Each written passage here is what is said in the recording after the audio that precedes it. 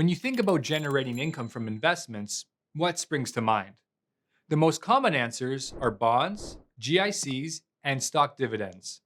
However, investors can also generate income by receiving a premium from selling options. It doesn't matter if it's selling calls, puts, or spreads. All these strategies can be used to generate income. Let's look at an example from the perspective of our option seller, Sarah. Sarah owns 100 shares of ABC One Corp, which is trading at $50. She bought the stock a while back at a much lower price, so she's profited from her initial trade. But lately, the stock has been trading sideways and it doesn't pay a dividend.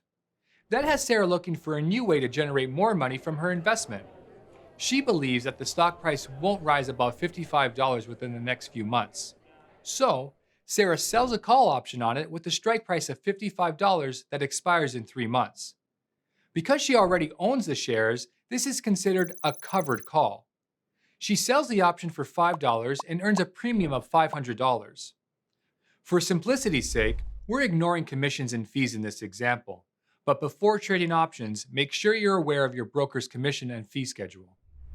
Sarah will keep that $500 premium and her shares if the option expires worthless. She can then sell another call against her stock to generate even more income. Rinse and repeat.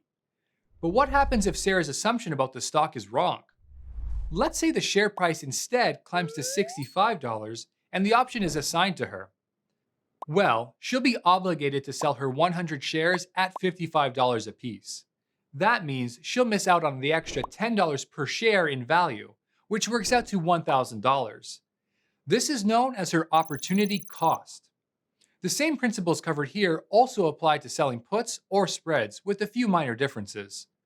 Although it may seem easy to sell options for extra income based on what we've discussed so far, there are risks associated with it.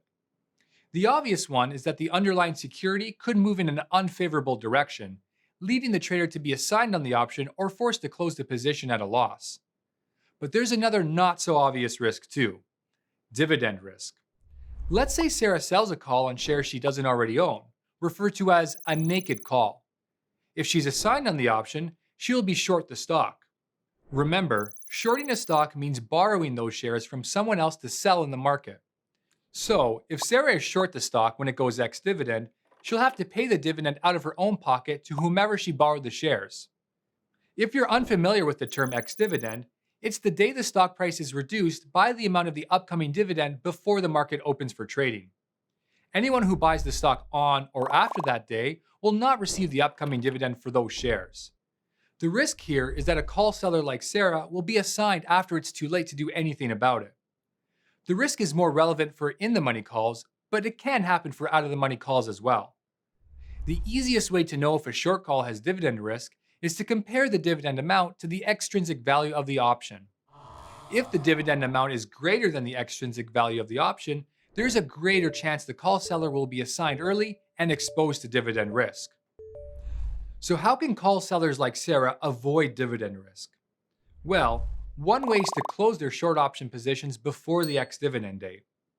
And another way is to only sell options for income on underlying securities that don't pay dividends.